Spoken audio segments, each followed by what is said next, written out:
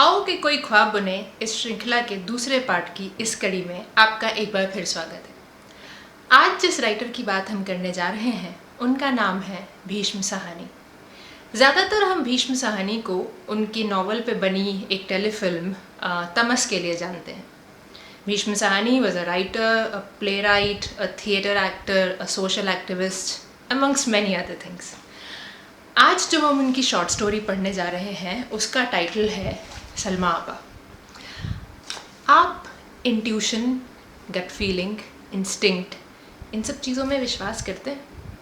और इस इंट्यूशन या गट फीलिंग की रॉ में बहकर ज़िंदगी में कभी कोई काम किए हैं? अगर हाँ, तो ये कहानी आपसे मुखातिब होकर लिखी गई है। आइए सुनते हैं सलमा आपा। बातों में से बात निकलती है। तुमने अंतः प्रेरणा की, इंट्यूशन की बात कही तो मुझे अपना एक किस्सा याद हो आया। अंतः प्रेरणा नाम की कोई चीज़ है या नहीं ये तो मैं नहीं जानता, पर कभी कभी इंसान की सूझ ऐन निशाने पर जा बैठती है और वो खुद ताज्जुब करने लगता है कि ये कैसे हो गया। अब जो मेरे साथ हुआ उसकी गुत्थी मैं आज तक नहीं सुलझा पाया हूँ। ज़ाम्बिया से मैं हिंदुस्तान लौट रहा था। हवाई जहाज़ को कराची के रास्ते होकर जाना था और मैंने सोचा कि क्यों ना 2-3 दिन कराची की सैर करते हुए जाएं। मेरा परिवार मेरे साथ था, मेरी माँ, मेरी बीवी और 2 बच्चे। पर मैंने सोचा कि कौन रोज़ रोज़ ऐसे मौके मिलते हैं, और अब तो मैं ज़ाम्बिया को विदा कहकर अपने वतन लौट रहा हूँ। हिंदुस्तान पहुँचकर कौन कराची देखने आएगा। अब मौका है, देखते चलो। चुनांचे रवाना होने से पहले मैंने अपने एक संपादक मित्र को कराची में तार दे दिया कि हम फला दिन पहुंच रहे हैं। मेरी कहानियां उसकी पत्रिका में छपा करती थीं और आपस में खतो किताबत भी चलती थी। खासी बेतकल्लुफी थी। यूं उन दिनों कराची में जाना जोखिम मोल लेना था। बेहतर तो यही था कि सीधा घर पहुंचूं। मैं अपने बाल बच्चों को साथ ले जा रहा था। मेरी बूढ़ी माँ मेरे साथ थी और छोटी बच्ची अस्वस्थ भी थी। पर मेरी फितरत ही ऐसी है क्या करूं। बस मन में हिलोर उठने की देर है कि मैं बुचका उठाकर जहां मन आए चल देता हूं। अगर जिंदगी में हर कदम सोच समझकर उठाया होता तो बात ही क्या थी। पर यहाँ न ढर्रा है न ढंग। एक बार मन में कोई बात समा जाए तो मैं अपना सारा संतुलन खो बैठता हूँ, संभल ही नहीं पाता, सारी सोच खत्म हो जाती है। ज़ाम्बिया में भी ऐसा ही हुआ था। 10 साल की पक्की नौकरी को एक दिन में लात मारकर चलाया था। और बात क्या थी, बस इतनी सी कि एक राह चलते आदमी ने, जिसके साथ मेरी केवल दुआ सलाम थी, इतना भर कह दिया था कि अब तो साहिब आप यहीं के हो गए, अब तो आप ज़ाम्बिया में ही रहेंगे, और कहकर हंस दिया। उस वक्त तो मैं भी हंस दिया था, पर बाद में दिल में कहीं खलिश सी उठने लगी थी। उस रात मैं सो नहीं पाया। रात भर करवटें बदलता रहा और दूसरे दिन से ही वो देश मुझे पराया लगने लगा। उसके बाद मन वहाँ लगा ही नहीं और हफ्ते भर के अंदर मैं 10 साल की पक्की नौकरी से इस्तीफा दे चुका था और अपना बिस्तर बोरिया बांध रहा था। अपने इस स्वभाव के कारण मैंने जिंदगी में क्या क्या नहीं भोगा, और फिर भाग्य का विधान, उस दिन उसी राह गुजर को मुझे जरूर मिलना था। क्या और कोई पड़ोसी नहीं मिल सकता था? अगर वो नहीं मिला होता तो क्या मालूम मैं आज भी ज़ाम्बिया में ही बैठा होता और आपसे जिंदगी में कभी मुलाकात ही नहीं होती। उस आदमी ने भी कोई ऐसी खास बात तो नहीं कही थी। जाहिर है कि मेरे अंदर पहले ही से कोई बेचैनी रही होगी जिसे उसके एक वाक्य ने कुरेद डाला था। और ज़ाम्बिया छोड़ते वक्त मैंने ये भी नहीं सोचा कि आगे क्या होगा। भारत जाऊंगा तो रहूंगा कहाँ? भारत में कौन मेरे लिए नौकरी लिए बैठा था? कुछ भी नहीं सोचा, बस सामान बांधा और रवाना हो गए। फितरत ही ऐसी है, अब कोई क्या करे। अब सोचता हूँ तो लगता है बात कुछ और थी। ज़ाम्बिया में जब भी मौसम बदलता मेरे दिल में अजीब सी कसक उठने लगती। वास्तव में वही ललक कहीं मेरे अंदर कसमसा रही थी जब उस पड़ोसी ने वो वाक्य कह डाला। और अब की बार जब वो कसक मेरे अंदर उठी तो जैसे तूफान फट पड़ा।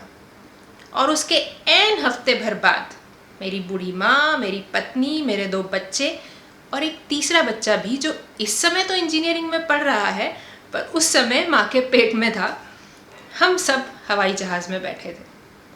सालों पहले जब लुधियाना से जाम्बिया के लिए रवाना हुआ था, तब भी ऐसे ही झटके से घर वालों को खैर बात कहकर निकल गया था।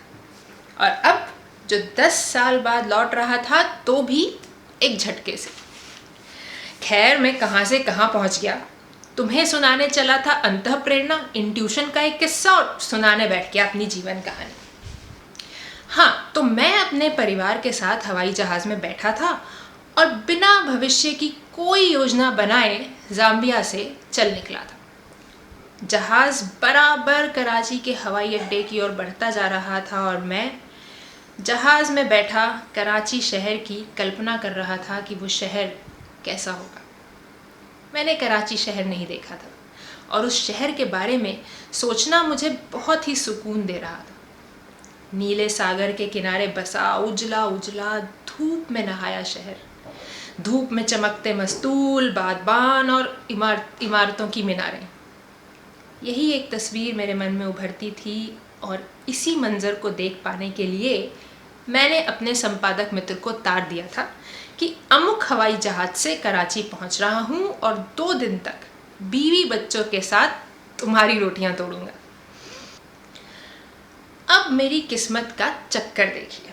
हवाई जहाज़ को कराची के हवाई अड्डे पर शाम के 5 बजे पहुंचना था और वो पहुंचा सुबह 2:30 बजे। 2:30 बजे सुबह कहाँ होती है, वो तो काली रात होती है जो भगवान किसी दुश्मन को भी ना दिखाए।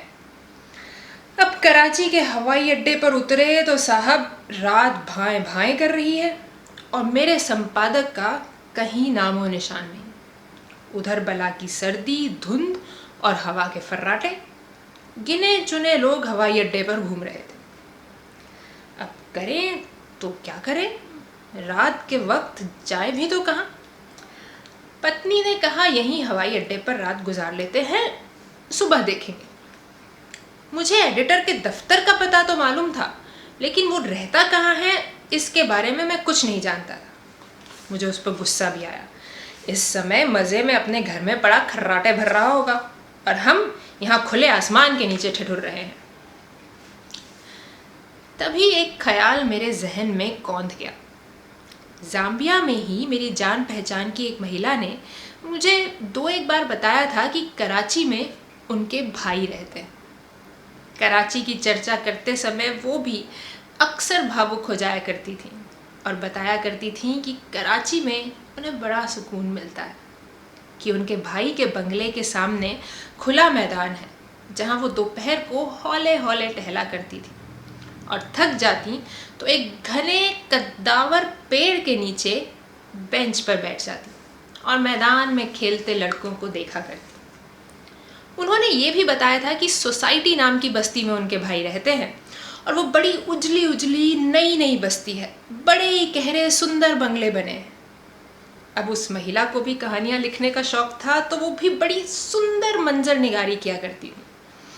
उनकी बातें सुनते हुए मेरी आंखों के सामने सोसाइटी की बड़ी साफ तस्वीर उभर आया करती थी, उजली उजली धूप में नहाई बस्ती। और मैंने हवाई अड्डे पर खड़े खड़े ही फैसला कर लिया कि चलो उन महिला के भाई के घर चलते हैं। आखिर कराची देखने आए हैं, हवाई अड्डे पर ठिठुरने तो नहीं आए। हम लोग हवाई अड्डे के बाहर निकल आए, टैक्सी में सामान रखा और ड्राइवर को सोसाइटी नाम की बस्ती की ओर चलने का हुक्म दे दिया। जल्दी ही मोटर गाड़ी किसी सुनसान सड़क पर भाग रही थी। कुदरत बड़ी कारसाज है। एक बार घर से निकलने की देर है, रास्ता अपने आप खुलता चला जाता है। शायद इस तरह का अनुभव तुम्हें भी हुआ हो कि जब हम किसी नई सड़क पर पहुंच जाते हैं जिसे पहले कभी ना देखा हो, किसी अजनबी मोहल्ले में या अजनबी शहर में, तो तन बदन में एक तरह का रोमांच हो आता है। उस वक्त बाहर देखने को कुछ विशेष नहीं था। सड़क के दोनों ओर मैदान थे और मैदानों पर धुंध तैर रही थी। सारा दृश्य मुझे अलौकिक सा लग रहा था। मेरी पत्नी चुप थी। उसके लिए वो रात उसकी ज़िंदगी की सबसे भयानक रातों में से थी। उसके दिल में दहशत सी उठ रही थी। मेरी माँ भी चुप थी। वो अपने दोनों घुटने पकड़े बैठी थी क्योंकि उसे गठिया का रोग था और बाहर सर्दी में उसका रोग बढ़ जाता था। फिर धीरे धीरे मैदान पीछे छूट गए और धुंध में से मकान और मकानों की पंक्तियां उभर उभर कर सामने आने लगी। यहाँ भी चारों ओर हवा में धुंध तैर रही थी। कहीं कहीं पर तेज हवा के कारण धुंध के घने रेशे फटे चीथड़ों की तरह धुंध से अलग होकर ऊपर की ओर उठने लगते। चांदनी रात के कारण दृश्य और भी अनूठा लग रहा था। मैं मंत्रमुग्ध सा उसे देखे जा रहा था। उसे मन पर अंकित करने की कोशिश कर रहा था कि जाड़े की रात पौ फटने से पहले कैसी होती है। चाहता था कि ये दृश्य मन पर अपनी स्पष्ट छाप छोड़ जाए ताकि बाद में किसी कहानी में इसे उतार सकूं। पर मेरी पत्नी बेहद घबरा रही थी।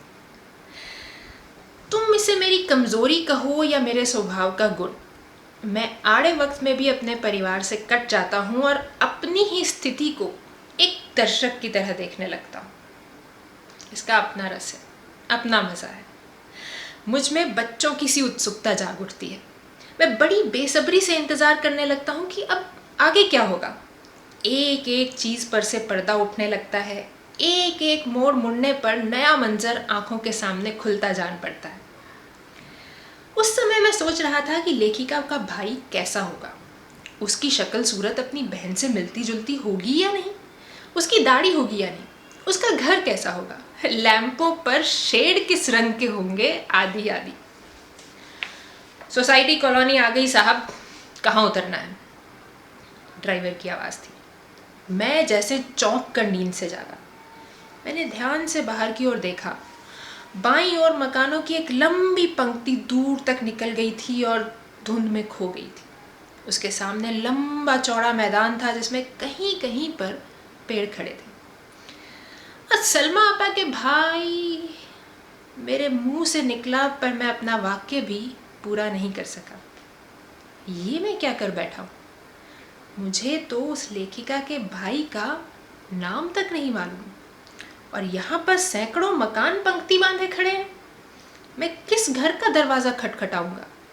मुझे उसके घर का नंबर तक नहीं मालूम।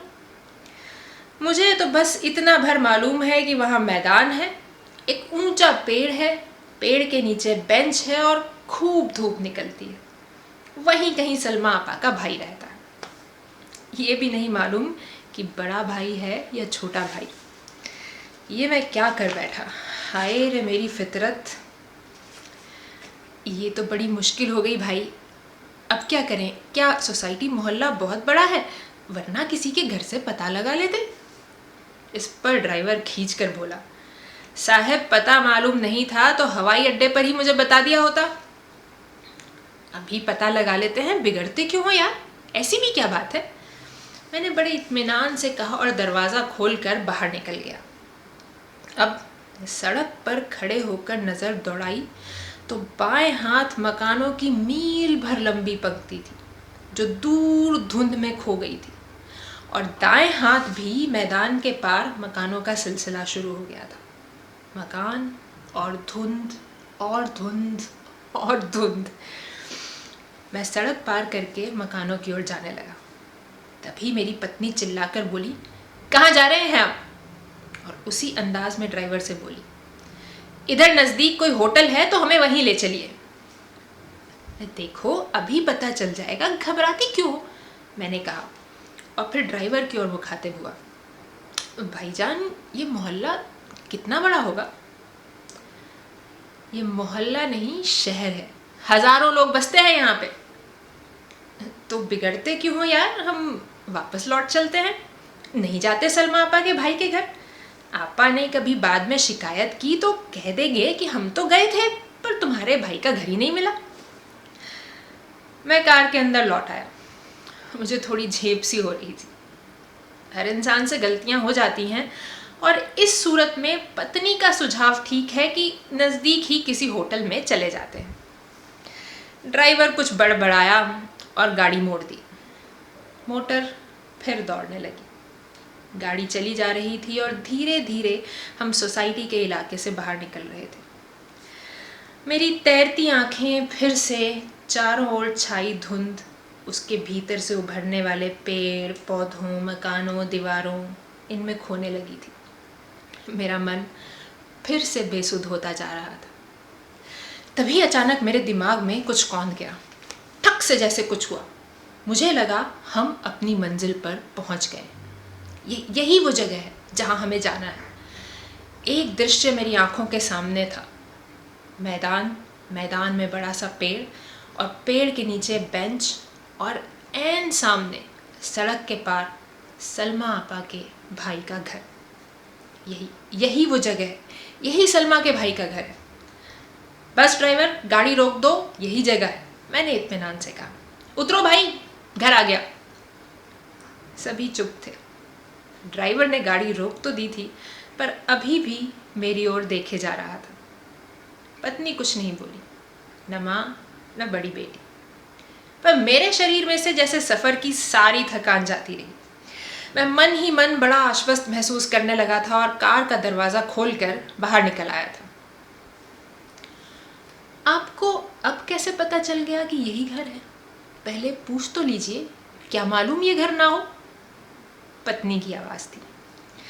पर मेरी आंखें अपने सामने उस पूरे दृश्य को पहचान रही थी।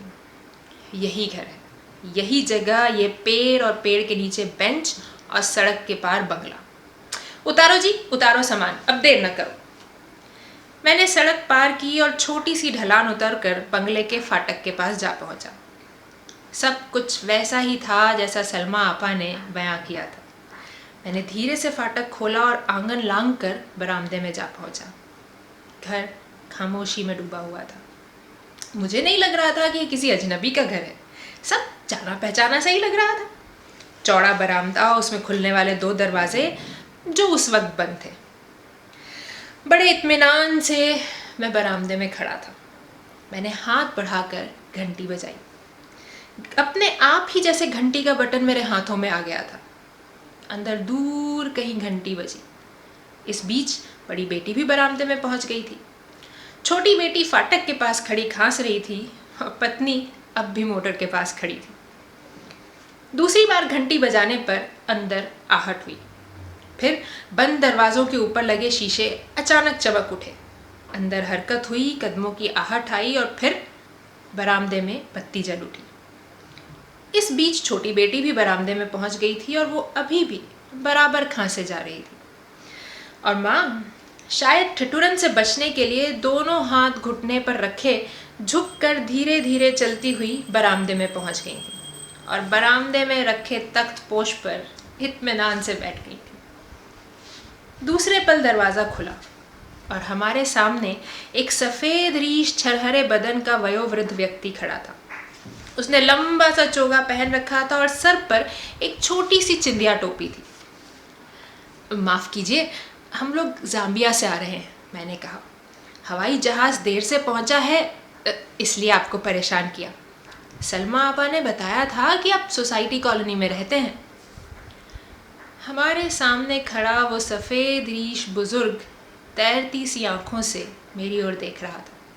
ठिठुरन बहुत थी और दरवाज़ा खोलने पर ठंडी हवा के झोंके के कारण उसे भी कपकपी सी हो आई थी। मैंने अपने एडिटर दोस्त को तार तो दिया था, लेकिन हवाई जहाज़ देर से पहुंचा।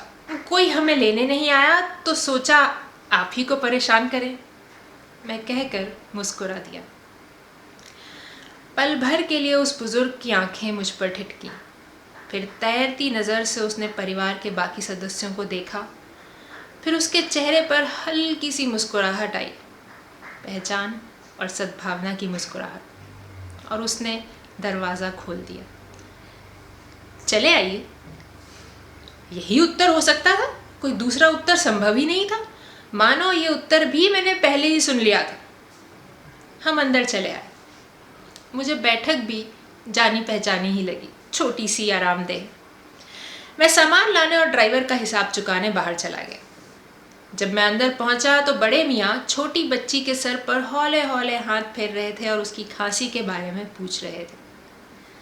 अब गरम गरम बिस्तर में लेटते ही ठीक हो जाएगी। लो, मैं सबसे पहले तुम्हारे सोने का इंतज़ाम कर दूं।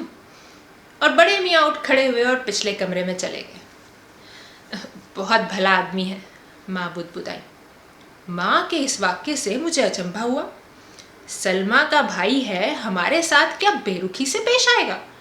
सलमा का नाम लेने की देर थी कि उन्होंने झट से दरवाज़ा खोल दिया। जल्द ही सलमा का भाई लौट आया और दहलीज के पास खड़े खड़े बोला, सबसे पहले बच्ची को सुला लें, फिर मैं आप लोगों के सोने का इंतज़ाम करूँगा। आओ बेटा, उसने कहा और बच्ची का हाथ थामे उसे अंदर ले गया। बुजुर्ग चुपचाप सब काम करता रहा। घर में नौकर कोई नहीं जान पड़ता था। बच्ची को सुला चुकने के बाद वो माँ को लिवाने आ गया और जब परिवार के सभी लोग आराम से लेट गए तब वो बैठक खाने में मेरे पास आ बैठा। हमारी किस्मत अच्छी थी जो आप घर पर मिल गए। सलमा आपा तो आपका जिक्र करते नहीं थकती। आज जब हवाई जहाज देर से पहुंचा तो मुझे खट से आप ही की याद आई। हल्की सी मुस्कान बुजुर्ग के होंठों पर खेल रही थी। वो सर हिलाकर बोले, कैसी है सलमा? ठीक हैं, तंदुरुस्त हैं। वो भी आप ही की तरह बड़ी नेक सीरत हैं।